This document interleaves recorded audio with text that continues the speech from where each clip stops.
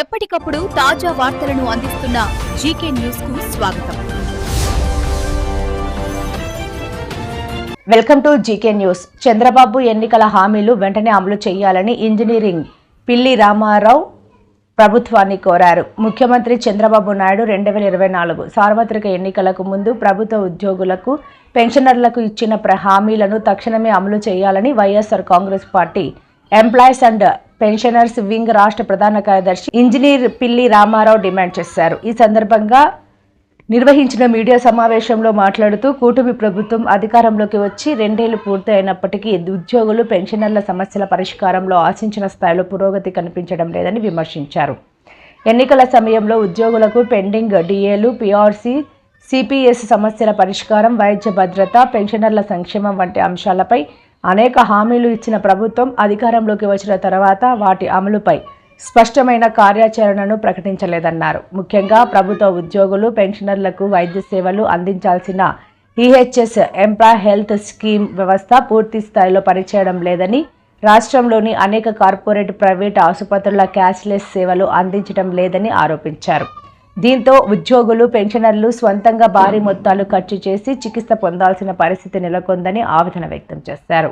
ఉద్యోగులు, పెన్షనర్లకు సంబంధించిన పెండింగ్ డిఏ బకాయిలు, జీపీఎఫ్, లీవ్ ఎనాక్యాష్మెంట్, రిటైర్మెంట్ ప్రయోజనాలు, ఇతర ఆర్థిక బకాయిలను ప్రభుత్వం తక్షణమే విడుదల చేయాలని డిమాండ్ చేశారు. రాష్ట్ర ఆర్థిక పరిస్థితిని కారణంగా చూపుతూ ఉద్యోగుల నాణ్యమైన హక్కులను నిర్లక్ష్యం చేయడం సమంజసం కాదన్నారు. అలాగే కొత్త వేతన సవరణ సంఘం పిఆర్సీను వెంటనే ఏర్పాటు చేసి ఉద్యోగులకు స్పష్టత ఇవ్వాలని కోరారు. ఆర్టీసీని దశలవారీగా ప్రైవేటీకరణ చేసే ప్రయత్నాలను ప్రభుత్వం విరమించుకోవాలని పిల్లి రామారావు సూచించారు. ప్రజా రవాణా వ్యవస్థను బలోపేతం చేయాల్సిన అవసరం ఉన్న సమయంలో ప్రైవేటీకరణ విధానాలు ఉద్యోగుల భద్రతకు, ప్రజా ప్రయోజనాలకు విఘాతం కలిగిస్తాయని తెలిపారు. ఆర్టీసీని లాభదాయక సంస్థగా తీర్చిదిద్దేందుకు ప్రభుత్వం అవసరమైన ఆర్థిక పరిపాలన సహకారం అందించాలని కోరారు. కూటమి ప్రభుత్వానికి ఇంకా 2.5 సంవత్సరాల కాలం మాత్రమే మిగిలి ఉందని, ఈ సమయంలోనైనా ఎన్నికల హామీల అమలుపై దృష్టి సారించి ఉద్యోగులు, పెన్షనర్ల విశ్వాసాన్ని నిలబెట్టుకోవాలని సూచించారు. హామీల అమలులో ప్రభుత్వం విఫలమైతే ఉద్యోగులు, పెన్షనర్లు తీవ్ర నిరాశకు గురయ్యే పరిస్థితి ఏర్పడుతుందని హెచ్చరించారు. ఉద్యోగులు, పెన్షనర్ల సమస్యల పరిష్కారం కోసం YSR Congress party employees and pensioners wing రాష్ట్ర వ్యాప్తంగా పోరాట కార్యక్రమాలను కొనసాగిస్తుందని ఆయన స్పష్టం చేశారు. ఈ కార్యక్రమంలో ఎంప్లాయీస్ మరియు పెన్షనర్స్ విభాగం కాకినాడ అర్బన్ అధ్యక్షులు మహిపాల్, పెన్షనర్స్ అసోసియేషన్ జిల్లా కార్యదర్శి Tummala Nukaraju, KV Mourya, Y Lakshmipathi, D Satyanarayana, RTC Murthy తదితరులు పాల్గొన్నారు.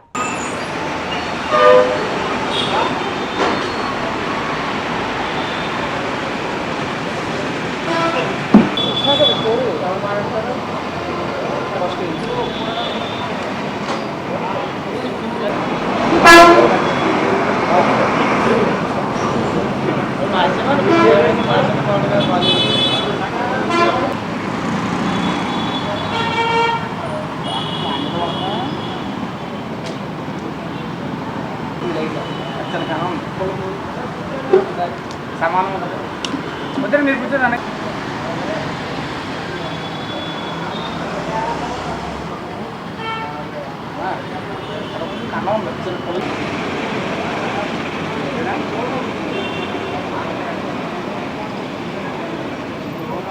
గట్టిగా అనమాట ముసలోనే బాబు మీతో పంచుకుంటారు. Thank you.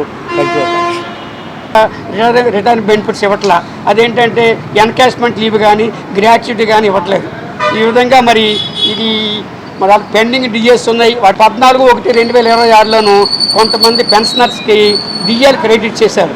శ్రమారం ఇంకా 20,000 మందికి పెన్షనర్స్. మరి నేను మీ అందరిని రెగ్యులేషన్ చేస్తానని చెప్పినట్టు వాగ్దానం చేసినటువంటి చంద్రబాబు నాయుడు గారు మరి వాళ్ళు మాసే ఎత్తట్లేదు, వాళ్ళు ఊసే ఎత్తట్లేదు. మరి మీరు వాళ్ళ గురించి కూడా ఆలోచించి మరి వాళ్ళకి న్యాయం చేయాలని మరి ఈ Jaganmohan Reddy YSRCP employees state association సంబంధించి మరి ఆలోచించవలసిందిగా విరమించుకో, ఈ యొక్క ప్రైవేటీకరణ అన్నది వివరించుకోవాలని బట్టి కాంట్రాక్ట్ బేసిస్లో అవుట్సోర్సింగ్లో చేస్తున్నటువంటి ఎంప్లాయీస్ ఎంతోమంది ఉన్నారో వాళ్ళు తక్కువ జీతంతో ఇప్పటివరకు 20 సంవత్సరాలు మట్టి ఇప్పుడు మీరు 22 సంవత్సరాల్లో మీకు ఇంకా 3 సంవత్సరాలు మరి అవకాశం ఉన్నది. 3 సంవత్సరాల్లో ఇంక ఎలక్షన్ వచ్చిందంటే ఒక 6 సంవత్సరాలు. అందరికీ నమస్కారం. ముఖ్యంగా పత్రికా మిత్రులకు చాలా కాలం తర్వాత మిమ్మల్ని కలవడం ఆనందంగా ఉంది. అదేవిధంగా వైఎస్ఆర్ పార్టీ శ్రేయోభిలాషులకు, మిత్రులకు, స్నేహితులకు అందరికీ కూడా ప్రత్యేకంగా ఆహ్వానిస్తూ ఉన్నాను. ఇది జిల్లా స్థాయిలో జరుగుతున్న మొట్టమొదటి ఉద్యోగస్తుల పెన్షనర్స్ యొక్క అనుబంధ వైఎస్ఆర్ పార్టీ అనుబంధ సంస్థ యొక్క మొట్టమొదటి మీటింగు రాష్ట్ర స్థాయి కార్యదర్శి శ్రీ రామారావు గారి ఆధ్వర్యంలో ఈరోజు ఈ కార్యక్రమాన్ని మనం నిర్వహిస్తున్నాము.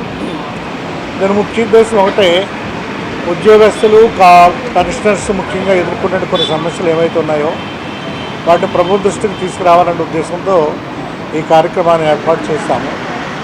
ప్రభుత్వము రాకపూర్వం చేసినటువంటి ప్రామిసెస్ ఏమైతే ఉన్నాయో అందులో మాకు సంబంధించినటువంటి చాలా ఉన్నాయి కాబట్టి వాటన్నింటినీ కూడా అమలు చేయమని ముఖ్యంగా ప్రభుత్వాన్ని కోరాలనేటువంటి సంకల్పంతో, సదుద్దేశంతో ఈ కార్యక్రమాన్ని ఏర్పాటు చేయడం జరిగింది. అందులో ఉద్యోగస్తులు అయితే వాళ్ళు కంటిన్యూ అవుతూ ఉంటారు. బట్ పెన్షనర్స్ అయితే కనుక మీరు ఈ మధ్య చూస్తున్నారు, డ్యూ టు హార్ట్ వల్ల కానీ ఏజ్ వాళ్ళకి ఎక్కువైపోయినందువల్ల కానీ కారణం ఏమైతేనేమి చాలామంది చనిపోతున్నారు. 2017 నుంచి ఇప్పటివరకు కూడా అనేక డిఏ అంటే డిఎన్ఎస్ అలవెన్సెస్ అంటారు, ధరలు పెరుగుతున్నప్పుడు దానికి అనుగుణంగా ప్రభుత్వం ఇచ్చేటువంటి ఒక అలవెన్స్ ఏమైతే ఉందో అది పెన్షనర్స్ ముఖ్యంగా అది తప్ప వేరే విధంగా ఏ రకమైన ఇంక్రిమెంట్ కానీ ఏమీ ఉండవు, ప్రమోషన్ కానీ ఇంక్రిమెంట్ కానీ ఏమి ఉండవు. పెన్షనర్కి వచ్చేటువంటి ఒక డిఏ మాత్రమే. ఆ డిఏ వస్తే కనుక వీళ్ళకి ఇచ్చేటువంటి 500 నుంచి 1000 రూపాయలు మించి ఎక్కువ ఎవరికి రాదు. కానీ వయసు మళ్ళినటువంటి ఈ పెన్షన్స్ అందరూ కూడా వేల కొద్ది రూపాయలు వాళ్ళు వచ్చినటువంటి ఈ పెన్షన్ డబ్బు ఏమైతే ఉందో దాన్ని వాళ్ళ మందుల కోసం ఖర్చు పెట్టుకుంటూ ఉన్నారు. ఆ విషయం మీకు అందరికీ తెలుసు. కాబట్టి ప్రభుత్వం ఈ విషయాన్ని గమనించి వాళ్ళు చనిపోకముందుగానే ఆ డిఏ ఏరియాస్ ఏమవుతున్నాయో అవి రిలీజ్ చేయడం ద్వారా వారి కుటుంబాలకు కొంత ఉపశమనం కలుగుతుంది, ఆర్థిక చేయూతనిస్తారు, ఆ కుటుంబాలను కూడా బలపడతారు.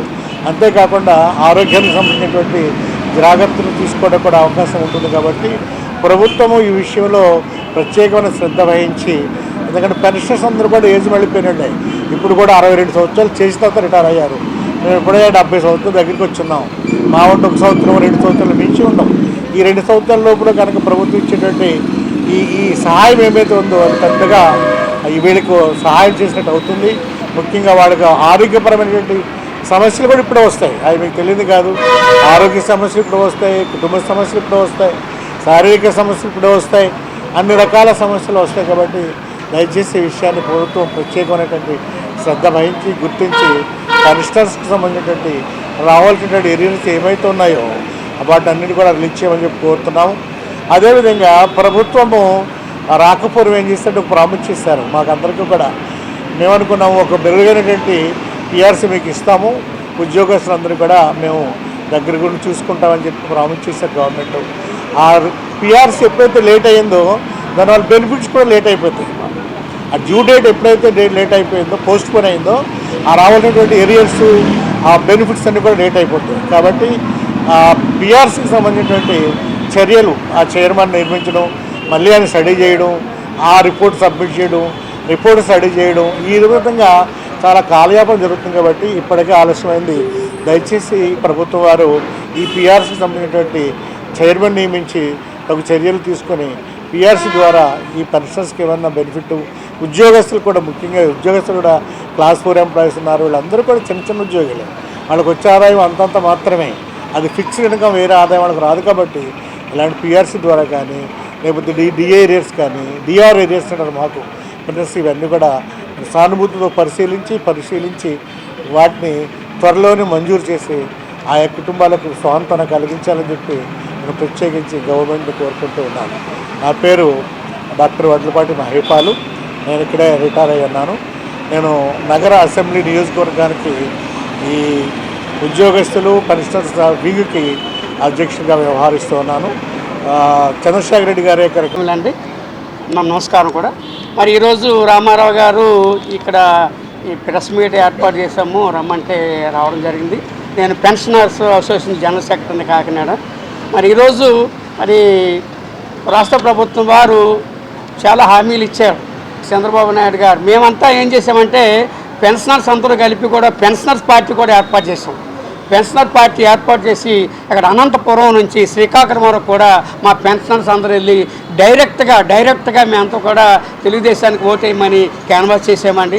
ఆ విధంగా మొత్తం మేమే కాకుండా మా ఫ్యామిలీస్ అందరూ కూడా ఓట్లేశారు. ఆ విధంగా బంపర్ మెజార్టీతో చంద్రబాబు నాయుడు గారు అధికారంలోకి వచ్చారు. అధికారులు వచ్చే ముందు చాలా ప్రామిస్ చేశారు, కానీ ఆ ప్రామిసులు ఇంచుమించు చాలా వరకు కూడా ఈవేళ వరకు నెరవేరలేదు. దాని మీద ఈ విధంగా ఒక ప్రెస్ మీట్ పెట్టుకోవడం ఉద్దేశంతో నేను ఈవేళ ఇక్కడ రావడం జరిగింది. అయితే మాకు ప్రతి ఎంప్లాయీ కానీ లేకపోతే రిటైర్డ్ ఎంప్లాయీస్ కూడా ఈహెచ్ఎస్ స్కీమ్ ఒకటి ఉందండి. ఈహెచ్ఎస్ స్కీమ్లో మేము 300, కొంతమంది 300, కొంత 225 కొత్త నెల కడుతుంటాం. దాని మీద క్యాష్లెస్ ట్రీట్మెంట్ చేయవలసిన అవసరం ఉంది. మా వాళ్ళు ఎవరికి వెళ్ళినా కానీ క్యాష్లెస్ ట్రీట్మెంట్ చేయట్లా, రీఎంబర్స్మెంట్ అంటున్నారు. రీఎంబర్స్మెంట్ బిల్లు పెట్టిన తర్వాత అది 4 నెలలు, 5 నెలలు, 6 నెలలు, సంవత్సరం వరకు కూడా రీఎంబర్స్మెంట్ బిల్లు తిరిగి రావట్లేదు. ఈ విధంగా చాలా నష్టపోతున్నాం. అంతేకాకుండా ఈ మధ్య సెంట్రల్ గవర్నమెంట్ ఎన్డీఏ గవర్నమెంట్ ఏం చేసిందంటే అండి, వ్యాలిడేషన్ యాక్ట్ అని ఒక యాక్ట్ తీసుకొచ్చింది. అది ఫైనాన్స్ యాక్ట్తో వారు కలిపేసి వ్యాలిడేషన్ యాక్ట్ ఇచ్చారు. ఆ వ్యాలిడేషన్ యాక్ట్ వాళ్ళు ఏంటంటే 1/1/2026 తర్వాత రిటైర్ అయిన వాళ్ళకే పిఆర్సీ వచ్చేస్తుంది, అంతకు ముందు వాళ్ళు ఎవరు కూడా పిఆర్సీ వచ్చిందని ఒక యాక్ట్ తీసుకొచ్చారు. దానివల్ల ఏమవుతున్నాడు, ఈ రిటైర్డ్ ఎంప్లాయీస్లోనే 2 గ్రూపులు 2 కేటగిరీస్ అయిపోతున్నాయి. అంటే 1/1/2026 ముందు రిటైర్ అయిన వాళ్ళకి ఈ పెన్షనరీ బెనిఫిట్ తప్ప ఇంకేమీ రావు. ఏ పెన్షన్ అయితే ఈవేళ డ్రా చేస్తున్నామో అదే పెన్షన్ జీవితాంతం డ్రా చేయని పరిస్థితి ఏర్పడుతుంది. ఏం చేస్తారంటే ఓ పక్కన రేట్లు పెరుగుతాయి, ఎట్లా కుదురుతుంది?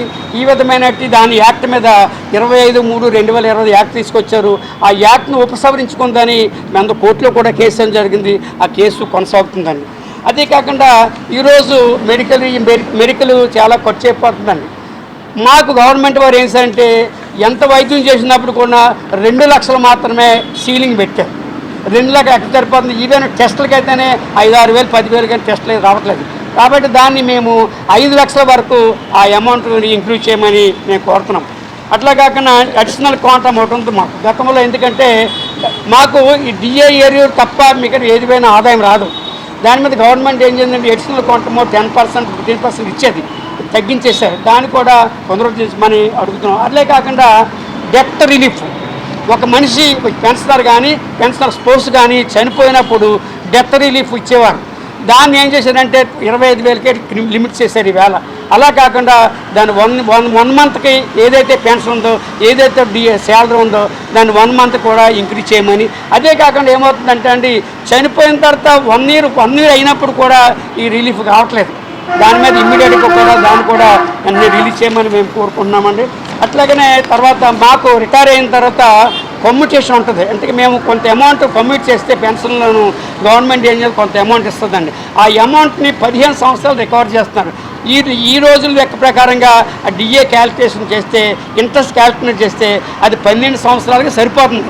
కానీ మా దగ్గర 15 సంవత్సరాల పాటు రికవర్ చేస్తున్నారు. దానివల్ల ఏమవుతుందంటే ఆల్ ది పీపుల్ ఇంచుమించు 3 సంవత్సరాలు ఈ రికవరీ అవుతుందల్ల మా పెన్షనర్స్ అందరూ లాస్ అయిపోతున్నారు. కాబట్టి దాన్ని 12 సంవత్సరాలు కుదించవలసిన కోరుతున్నాం. 2 సంవత్సరాలు అయింది. 2 సంవత్సరాలు అయినా ఇప్పటి వరకు కూడా ప్రభుత్వం మరి పెన్షనర్ గురించి కానీ ప్రభుత్వ ఎంప్లాయీస్ గురించి కానీ ఆయన ఆలోచన పెట్టలేదు. మరి పెట్టకుండా 2 సంవత్సరాలు కాలయాపన గడిచిపోయింది. ప్రభుత్వం ఉండేదేమో 5 సంవత్సరాలు, 5 సంవత్సరాల్లో 2 సంవత్సరాలు కాలయాపన గడిచిపోయింది. ఈ 2 సంవత్సరాల్లో కూడా ఆయన వచ్చిన వెంటనే ఆయన బుద్ధిగా చెప్పింది ఏంటంటే, వచ్చిన వెంటనే మంచి పిఆర్సీ ఇస్తున్నారు. పిఆర్సీ 12వ వేతన సవరణ చేసి మాకు మంచి పిఆర్సీ ఇస్తానన్నారు. అలాగే మంచి హెచ్ఆర్ఏ ఇస్తున్నారు, ఐఆర్ ఇస్తానన్నారు. ఐఆర్ బెనిఫిట్స్ ముందుగా పిఆర్సీ ఇచ్చినప్పటికీ కొంచెం లేట్ అవుతుంది, ఈలోగా మీకు ఐఆర్ రిలీజ్ చేస్తాను అని చెప్పడం జరిగింది. మంచి ఐఆర్ ఇస్తానని చెప్పారు. అది 2 మర్చిపోయారు. ఉన్న పిఆర్సీ కమిషనర్ ఎవరైతే